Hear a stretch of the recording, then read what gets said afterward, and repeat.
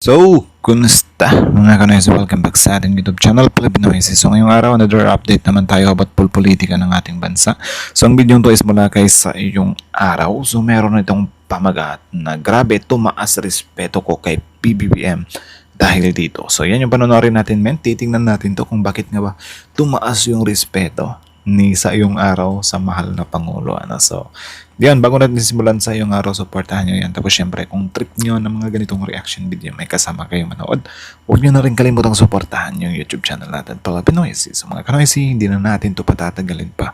Simulan na natin, baka agawin pa ng China. Again, ang pamagat ng video ito, grabe tumaas respeto ko kay PBBM dahil dito. So, kayo na lang bahalang umusga sa iyong araw, Filipino IC. Then, yeah.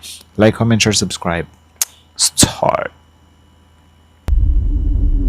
Pangulong Bongbong Marcos, ano to? Start again. Pangulong Bongbong Marcos, ano to? Grabe ang ginawa mo sa Davao. Bakit? Kahit tila may banta. Sa gitna ng tensyon, sa gitna ng bulungan ng mga DDS, may ginawa si Pangulong Bongbong Marcos na hindi inaasahan ng marami. Hindi ito press release, hindi ito campaign stunt. Ito ay isang aksyon. Pero teka, bago ka mag-react, pakinggan mo muna. So, parang ano siya? Parang high-tech na way ng pagbabalot ng mga reliefs para mapadali. Ewan ko. Ng Bongbong Marcos ang iba't ibang ahensya ng gobyerno na tiyakin ang kaligtasan ng mga apektado ng magnitude 7.5 na lindol sa Davao Oriental. Sabi ng Pangulo, makikipag-ugnayan ang national agencies sa mga lokal na pamahalaan na niyanid ng lindol para magpalikas po ng mga residente. Yan mga kababayan, kung titingnan nyo po, sabi po dito mga kababayan, ito pong isang didisit na ito, kakayanin kaya ng presidente na dumalaw sa Davao, abangan ka namin. Kung titingnan nyo po mga kababayan, di ba dapat sa Okay, so may naghahamon. Kakayanin kaya ng presidente na dumalaw sa Davao, abangan ka namin. Okay. Naghahamon. ng klase ng sitwasyon na nakakaranas po ng kalamidad ang Davao, di ba dapat isinasantabi ang politika at inuuna yung pagkakaisa para na sa ganon mabilis na makabangon. Ito pong isang lugar kung saan nangyari po itong kalamidad. At huwag na po muna natin isipin yung pamumulitika. Alam nyo, hindi ko maintindihan dito sa mga taga-suporta diba? ni Sara Duterte. Ganyan lang yan eh. Hindi pa nangyayari. Inuunahan na nila. Iniintriga na nila. Di ba? So, alam nyo yung wala naman talagang panalo sa kanila yung Pangulo eh. Kasi kung hindi pumunta, sasabihin, ano ba yan? Hindi pala kayang pumunta dito sa Davao. Tapos kapag pumunta naman sa Davao, sasabihin na naman nila, ano ba yan? Nagpapabilib lang, pakitang tao lang. Anak ng tokwa lang, di ba? Walang takas. Ni dating Pangulong Duterte na bakit hindi po nila kayang isantabi yung kanilang pamumulitika para matulungan yung mga kababayang Pilipino po natin dyan po sa Davao. Ito nito lamang madaling araw, habang karamihan tulog, may kumikilos, tahimik lang. Walang kamera, walang pasikat. Pero bakit tila may kaba sa ilang taga-Davao? Bakit may ilan sa mga dating kakampi ngayon ay nagtataka? Pangulong Bongbong Marcos, ano to? Sabi ng ilan. Pero ang tanong, masama ba o ito ang kailangan ng bansa? Philippines, massive quake jolts Philippines, quake measuring 7.2 rocks Philippines. Alam natin ang nangyari sa Davao. Lumindol ng napakalakas na umabot ng mahigit 7 magnitude.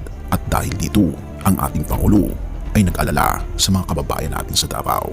Kahit sino naman. Nagtatrabaho ng walang upayang gobyerno para matiyak na makarating ang tulong sa lahat ng nangangailangan. Ipagpatuloy niya ang pag-aalalay sa isa't isa at ipagdasal ang kaligtasan ng lahat ng ating mga kababayan. Kahit tila Siyempre, edi-discredit nila yan.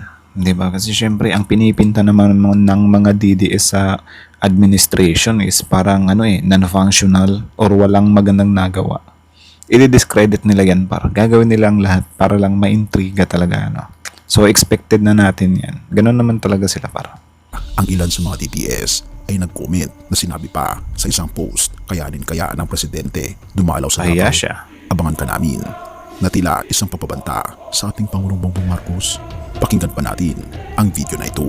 Alam nyo sa Kahit naman hindi niya sabihin yan para pupunta naman talaga yung Pangulo dun. Siguro ang purpose nila dyan na parang sinasabihan nila na kakayanin ba ng Pangulo para kung hindi pumunta yung Pangulo, yun nga, sasabihan nila na wala palang kwenta. Walang kwenta talaga, namimili, pinopolitika. Pero kapag pupunta na yung Pangulo dyan baka sasabihin na naman nila na parang wala lang, napilitan lang yan na pumunta dito. 'Di ba? Kasi kinall out natin. Alam niyo yung ganyan, inuunahan nila para lang meron silang magawang issue. May intriga talaga pa. Totoo lang mga kababayan, hindi ko po maintindihan yung mga taga-suporta ni dating Pangulong Duterte. Nagkaroon na nga po ng lindol sa Davao, pamumulitika pa rin po ang iniisip po nila. Yan mga kababayan, kung titingnan nyo po, sabi po dito mga kababayan, ito pong isang leadership na ito, kakayanin kaya ng presidente na dumalaw sa Davao. Abangan ka namin. Kung titingnan nyo po mga kababayan, di ba dapat sa ganyang klase ng sitwasyon na nakakaranas po ng kalamidad ang Davao, di ba dapat isinasantabi ang politika at inuuna yung pagkakaisa para na sa ganon mabilis na makabangon. Ito pong isang lugar kung saan nangyari po itong kalamidad. At huwag na po muna nating isipin yung pamumulitika. Alam nyo, hindi ko maintindihan dito sa mga taga-suporta ni Sara Duterte, ni dating Pangulong Duterte, na bakit hindi po nila kayang isantabi yung kanilang pamumulitika para matulungan yung mga kababayang Pilipino po natin dyan po sa Davao. So ngayon sinagot po ng presidente yan. So sabi po mga kababayan ng presidente, we are working round the clock to ensure that help reaches everyone who needs it. Let us continue to look out for one another and pray for the safety of all our countrymen. Yan yung sabi mga kababayan ni presidente. So ngayon kung titingnan nyo sa kabila ng mga ginagawang pamumulitika kay presidente, nito mga taga-suporta ni dating Pangulong Duterte, maging ni dating Pangulong Duterte at ni Vice President Sara Duterte, ganito po mga kababayan ang sinasabi ng ating mahal na Pangulo na kung saan handa po niyang ipagpatuloy yung tulong sa mga kababayang Pilipino po natin. Mapaayaw man sa kanya nung lugar na yon, pero para sa atin mga kababayan, since siya po yung presidente, talagang gagawin niya po yung kanyang trabaho at nananawagan po ng pakikipagtulungan ang ating mahal na Pangulo. So payo ko lamang po sa mga DDC, isantabi niyo po muna ang pamumulitika at hayaan po natin makapagtrabaho ang gobyerno dyan para matulungan yung mga kababayang Pilipino po natin dyan po sa Davao. Dahil ako po ay naniniwala na may mga taga-suporta pa rin ang presidente dyan po sa Davao at hindi naman po lahat ng taga-Davao ay taga-suporta ng mga Duterte at naniniwala din.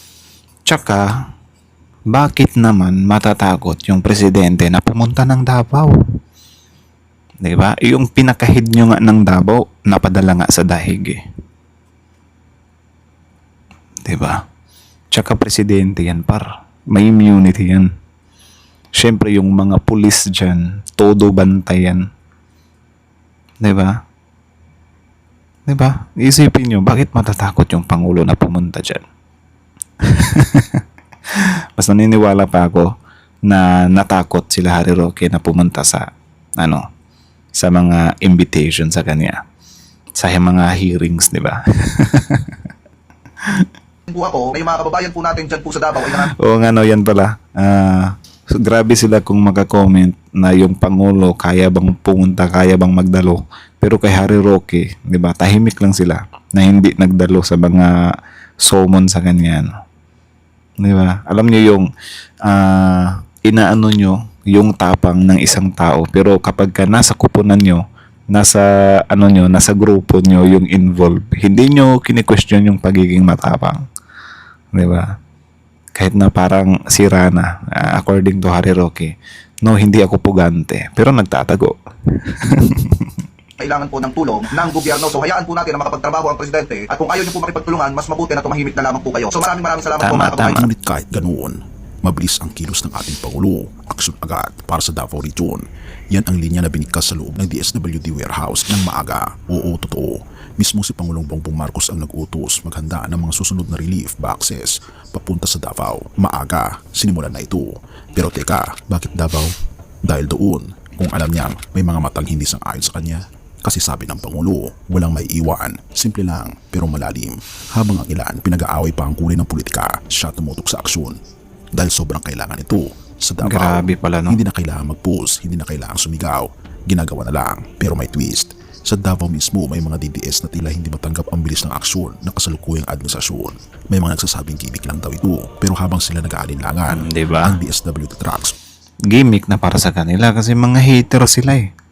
Dapat nga yung hanapin nila si Bibi Sara kasi baluarte niya yan eh. 'Di ba? Diyan siya dapat magpapasikat. Pero syempre, yan nga, gusto nilang gumawa ng intriga. Yung Pangulo yung hahanapin nila. Tapos kapag pupunta yung Pangulo doon, sasabihin na naman nila, pagitang tao lang. Ang gulo din ng mga utak, 'di ba? maandar na, ready to eat packs, tubig, hygiene kits, ipinamimigay ng maaga. Therefore, sa oras ng sakuna, lindol, bagyo o anumang trahedya, walang kulay, walang politika, tao muna. At ito ang tunay na pagmamahal ng isang Pangulo. Pero bakit tila ang simpleng tulong nagiging malaking usapan? Dahil nga Davao ito, lupa ng mga dating hari ng politika. At ngayon, ang Pangulo pasok sa teritoryong ito, hindi bilang kalaban, kundi bilang isang leader ng lahat. Nakapanindig balahibo pang iniisip mo.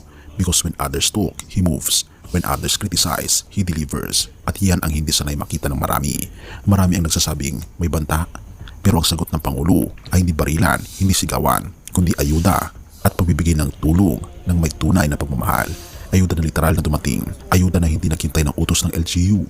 Ayuda na walang sinisino. Dahil sabi nga, sa oras ng sakuna, walang may iwan, walang dapat magugutom. Kaya siguro marami ang natahimik kasi habang ang ilan nagtatago sa Pero sobrang astig ng ganyan ha, na nakabalot na siya. Hindi na siya yung supot lang. likod ng loyalty, may isang pangulong abala sa pagliligtas. Hindi na siya kailangang purihin dahil ang resulta nakikita. At kung totoo nga na ang aksyon ang tunay na sukatan ng liderato, then this is leadership in motion. Nagsimula ito sa isang tanong, PBBM, ano to? Ngayon malinaw na ang sagot. Ito ay pagkilos, ito ay malasakit, ito ay isang paalala na kahit sa Davao man o sa Maynila, isa lang ang layunin. Walang may iwan kaibigan. Pero alam mo, habang pinagmamasdan ko ang ganitong klaseng malasakit, yung tulong na hindi namimili, yung aksyon na hindi nag-aabang ng palakpak, makikita natin sa aklat ng Jude sa Biblia na binabanggit doon sa Jude 1 verse 21. Keep yourselves in the love of God, waiting for the mercy of our Lord Jesus Christ that leads to eternal life. Yun. Diba? Dahil kung tutuusin, kahit sa gitna ng politika, kalamidad o ingay ng lipunan, ang tunay na modelo ng pagkilos ay walang iba kundi ang ating Panginoon Jesus mismo. Siya ang Tama. nagpakita ng pag-ibig na walang Si God talaga. Parang yung mga tumutulong kasi instrument lang yun eh. Diba? pinipili, grasya na umaabot kahit sa pinakamakasalanan, habag na hindi nasusukat, at katarungang laging may kasamang awa. Kaya marahil ito ang panawagan ngayon, hindi lang mula sa Malacanang, kundi mula sa langit mismo. Lumapit tayo sa ating Panginoon Jesus. Isulit Tama. natin hindi lang ang problema ng bayan, kundi pati ang bigat ng ating puso. Dahil walang plano, walang proyekto, walang leader na makakapuno kung wala ang ating Panginoon Jesus sa ating kalagitnaan. Kaya naman mga kaibigan, isang tabi ang anumang kulay na meron tayo dahil tayo ay isang bansa at iisang Yan na ba yung sa Davao? Grabe, may mga bahay pala na nakatira sa ganyan Sobrang tarik niyan eh. ang ating lahi. Tayo'y magtulungan at isentro ang ating mga mata sa ating Panginoong Diyos upang sa ganoon ay magkaroon tayo ng tunay na pagkakaisa at tunay na pagmamahalan. Yun. Ang ating Panginoong Diyos at So yun lang naman mga kanoisis. So kayo na masasabi nyo dito, comment down below. Tapos yun pag-usapan natin yan sa comment section. So kita nyo naman yun Yun yung may isang DDS na naghamon sa Pangulo. Nakakayanan niya ba na pumunta ng Davao? Sobrang funny lang talaga para lang talaga makapag-intriga sila na alam naman talaga nila na pupunta yung Pangulo doon. 'Di ba? Kasi hindi lang naman yan isang beses na nangyari na pinagbantaan yung Pangulo. 'Di ba? Sila VP Sara pa nga mismo yung nagbanta diyan. 'Di ba? Yung sinabi na meron ng si VP Sara na assassinata yun, something like that. 'Di ba? Na kinontrata. Hindi siya natatakot na pumunta doon And then yun nga, ang tingin ko lang dito talaga is yung pang-iintriga nila. Parang kahit alam nila na pupunta naman talaga yung Pangulo, yung motive lang talaga nila sa pang-iintriga na yun is wala lang, pang-iintriga lang talaga para ma-discredit or ma-criticize lang. 'Di ba? Kasi yun nga, sabi ko nga sa inyo, walang ligtas yung Pangulo sa kanila. Like awit, legit. 'Di ba? Kasi kung hindi pupunta, sasabihin nila, ano bang klaseng Pangulo ka? Hindi ka pumunta. 'Di ba? Ano yan, namimili ka? Ano yan, porket Davao? Takot ka? Ano yan, porket Davao? Pinipersonal mo. So, yan yung side A nila. Sa side B naman, kapag kapupunta naman yung Pangulo, ano ba yan? Pakitang gilas, ang kapal talaga ng mukha. Pupunta pa dito sa Davao, alam niya na hindi siya gusto ng mga Davaoenyo. Gaganyan-ganyan yan Diba? Ewan ko kung bakit ganyan talaga sila mag-isip, like legit. Para sa akin, sobrang kikitid kasi kung ganyan lang yung way of thinking nila, diba? Na para lang maka-intriga. Tapos yun nga, sobrang lakas maghanap ng wala. Di ba? Usapang nasaan yung Pangulo, nasaan yung taong to. Usapang mga ganyan, pag-show up pa yung taong to. Kapag ka sa Pangulo, gagawin nila yan. Nasaan yung Pangulo? Walang bayag, something like that. Hindi kayong humarap. Di ba? Takot. Pero yung si Harry Roque naman, nagtatago. Wala silang komento. Yung si Bantag yung nagtatago, wala silang komento. Yung si Kibuloy yung nagtatago, wala silang komento. Di ba? Ganyan sila like legit talaga. Para lang talaga maka-intriga. So anyways, hanggang dito na lang, and then kayo na masasabi nyo dito, comment down below. Tapos yun, pag-usapan natin yan sa comment section. So again, na video to is mula kay Sayong Araw. So supportahan nyo yan. Original video link in the description box below. Tapos syempre, bago nyo iwan yung YouTube channel natin, pero Pinoy, don't forget to like, comment, share, subscribe. So that's it. Thank you so much for watching. Follow Pinoy is out.